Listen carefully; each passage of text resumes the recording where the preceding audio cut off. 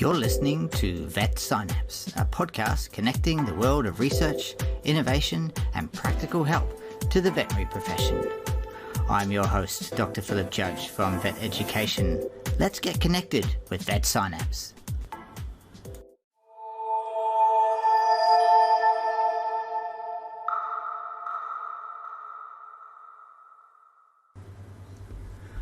Hi, it's Philip here from Vet Education. Just thought we'd spend a few minutes talking about the approach to treatment of hyponatremia in a dog. Let's have a look at this patient now. It's a 12-kilo dog. He's been unwell for about 18 hours with vomiting and diarrhea, and he presents to you with a mental dullness and a few little twitches and just fine tremors there.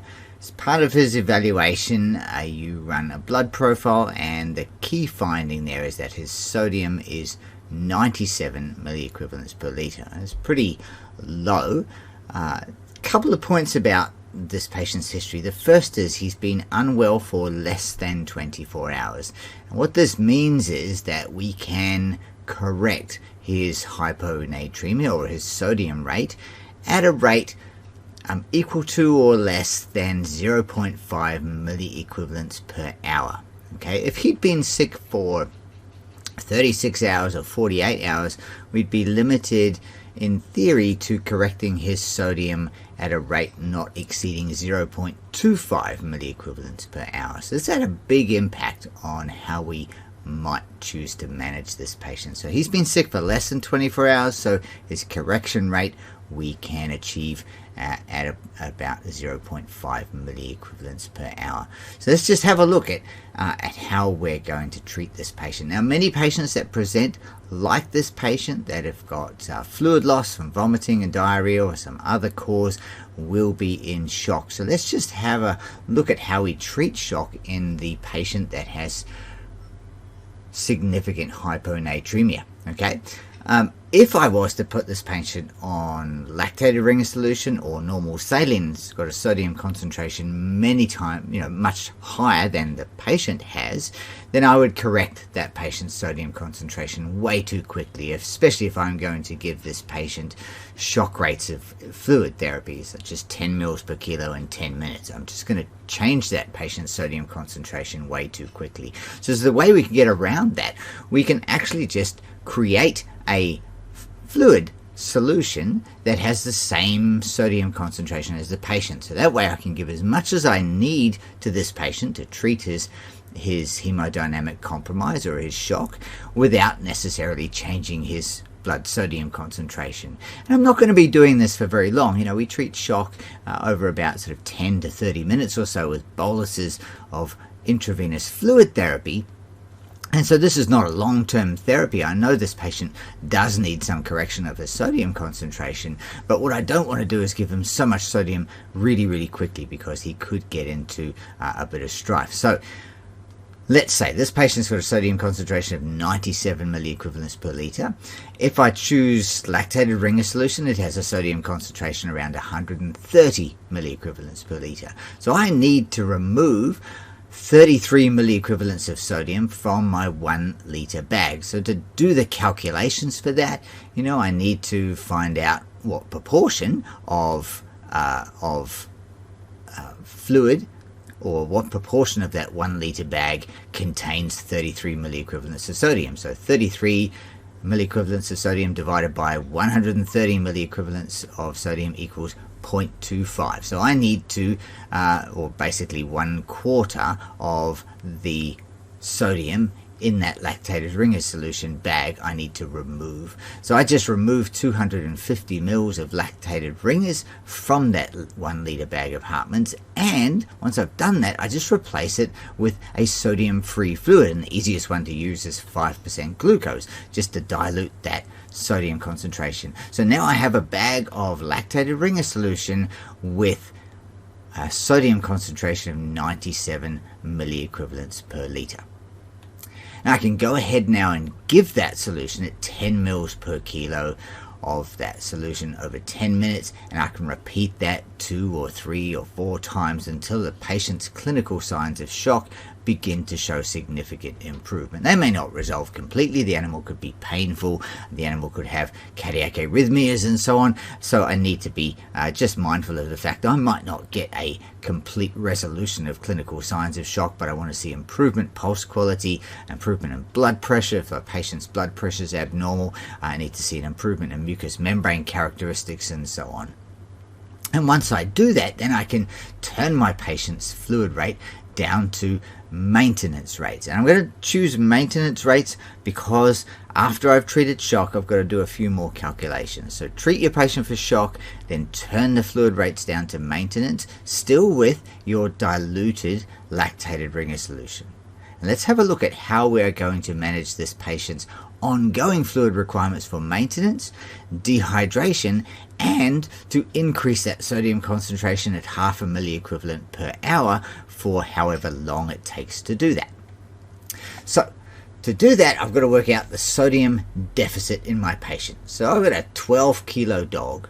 60% of my 12 kilo dog is water, so that's where the 0.6 times the body weight comes in. So just interested in body weight. Then I'm going to multiply that by the desired sodium, and in this instance we're using 130 milliequivalents per litre because most patients will become relatively asymptomatic when their sodium concentration reaches 130 milliequivalents per litre. In truth, they're probably going to neurologically look much better than in truth, they're probably going to look quite good, perhaps even with a sodium concentration in the mid-120s. But there is some research that suggests perhaps we should correct sodium concentrations to levels at about 135 or 137 milliequivalents per litre. But I've chosen 130 for this dog because it's going to take us a while to get him there, and I can rejig my calculations at a later date. So I've chosen 130 milliequivalents per litre minus 97. Okay, we get that 33 milliequivalent per litre difference. So 0.6 times 12 times 33 equals 138 milliequivalents. So this is the amount of sodium that I'm allowed to give my patient to correct his sodium concentration up to 130 milliequivalents per litre. So now, already mentioned this, we need to determine the rate of sodium correction. So with recent illness, we can correct it up to 0.5 milliequivalent per hour. With chronic illness, 48 hours or longer, we want to go to 0.25 milliequivalents per hour. Note that there is a little bit of a grey area there between 24 and 48 hours where, you know, if I'm really honest, we probably sometimes go for the 0.5 milliequivalents per hour correction rate, but in truth, whether it may be better to have our patients at a slightly slower rate of correction because approaching 48 hours, okay, our brain nerve cells will begin to lose osmotically active compounds, and so if we correct, say, a patient who's been sick for 40 hours or 36 hours, if we correct their sodium deficit too quickly, then they can end up suffering from CNS dehydration, and that can cause permanent nerve damage. So for this patient who's only been sick for 18 hours, okay, I'm going to correct them at that 0.5 milliequivalent per hour. So for this patient, he's got a sodium deficit of 138.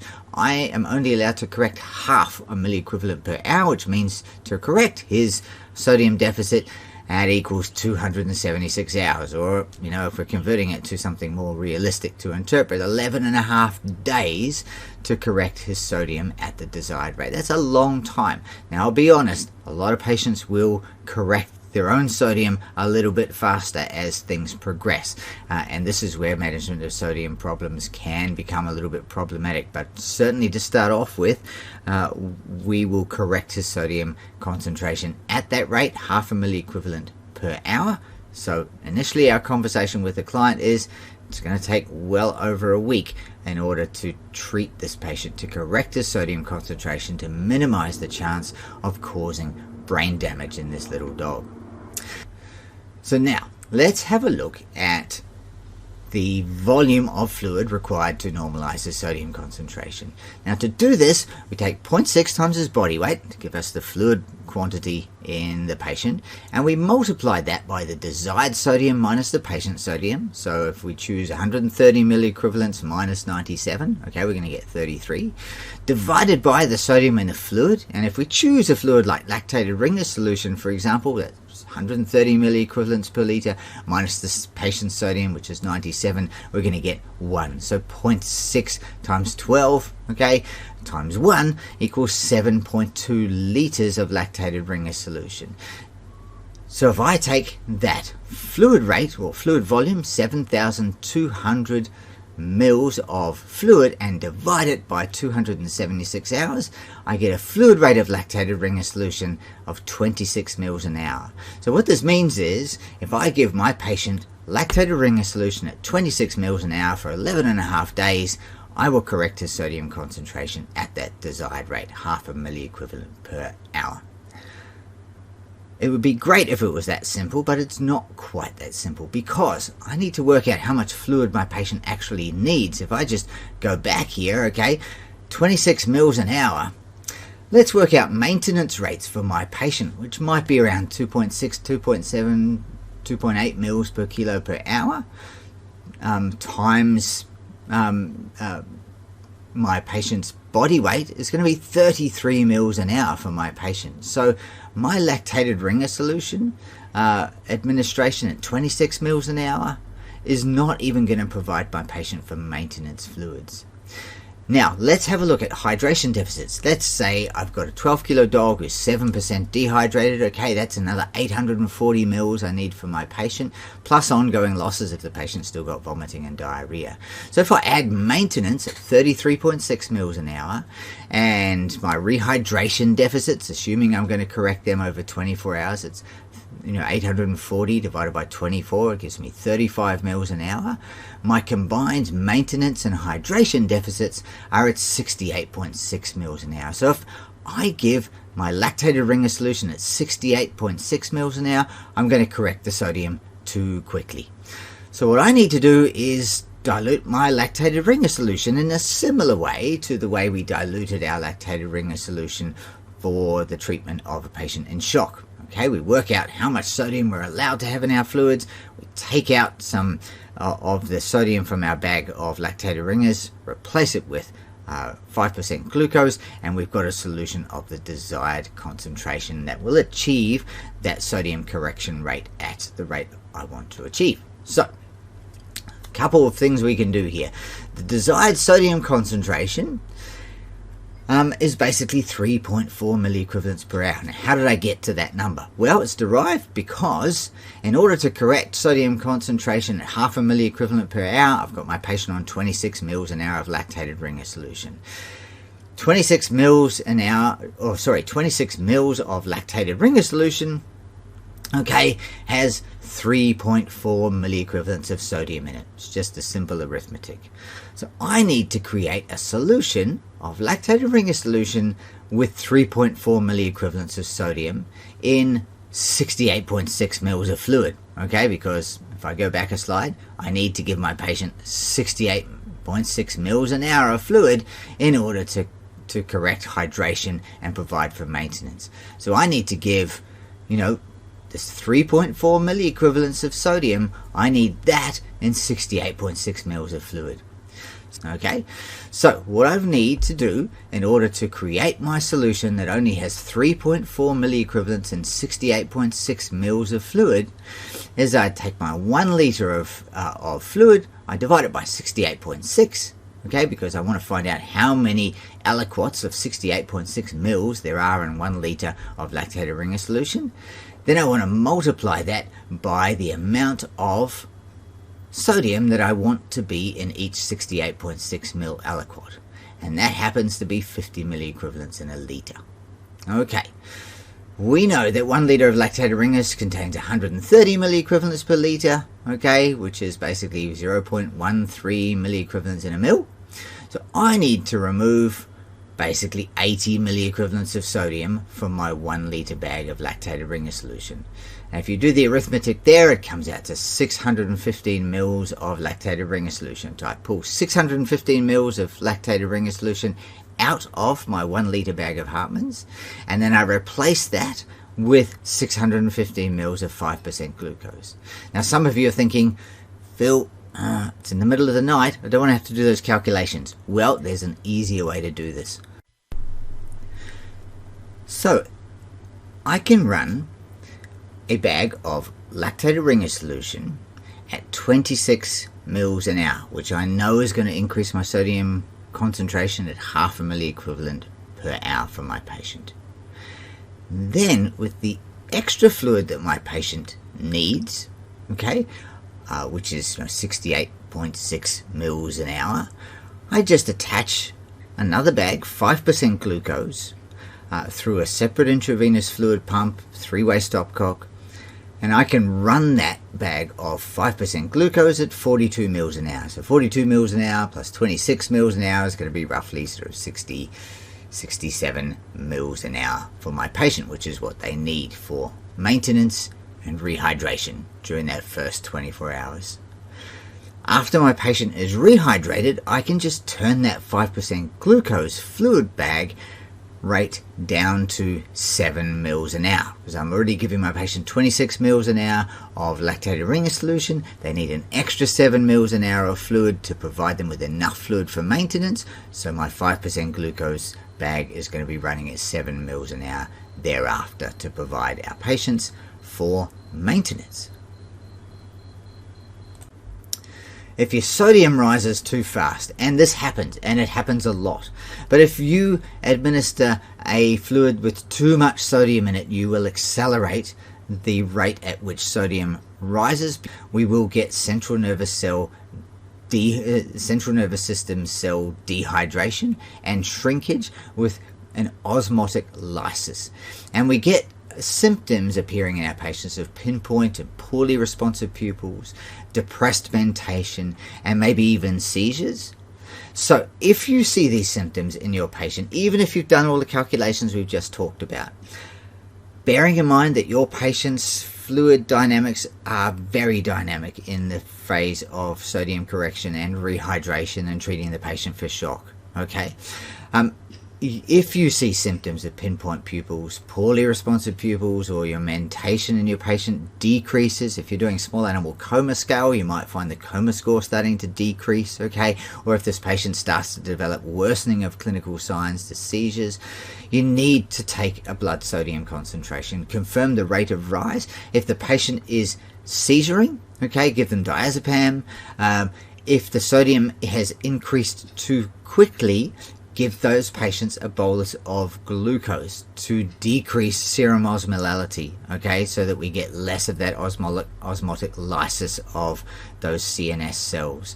So how do we do that? It's just same as treating a patient with hypoglycemia. So 0.25 of a mil per kilo of 50% glucose, dilute that with sterile water to around 10% solution or less, and just give that bolus over 5 to 10 minutes.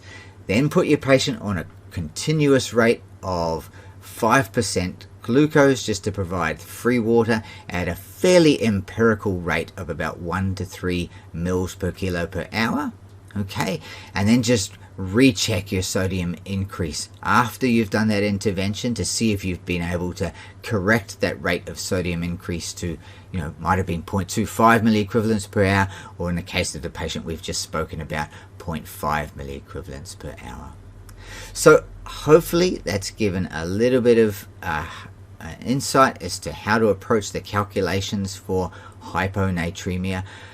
As I've already mentioned, expect your patient's sodium to rise much faster than you calculate, particularly in that first 12 to 24 hour period when you're rehydrating your patient, because imagine your patient is dehydrated, They are going to be secreting aldosterone to conserve sodium, but your patient will also be secreting antidiuretic hormone, vasopressin or antidiuretic hormone, which leads to the retention of free water. Now, as your patients become rehydrated, they will secrete less antidiuretic hormone, so they will retain less free water. And so it's particularly when I see this most commonly, these patients will suffer from an increase in sodium concentration faster than what I want them to at that sort of 12 to 24 hour period as they're being rehydrated or as their rehydration becomes to completion. So at that stage, really be careful with your monitoring. If you need to, bolus the patient with glucose or perhaps increase that rate of free water or glucose infusion to provide for that slower rate of sodium increase if you do see that patient's sodium concentration rising faster than you want to. Hopefully that's been helpful. Thank you for listening to this episode of Vet Synapse. If you like this episode, please subscribe to the podcast and share it with your friends and colleagues. Make sure to visit our website at veteducation.com.au for more great content and to experience the latest online race-approved veterinary continuing education.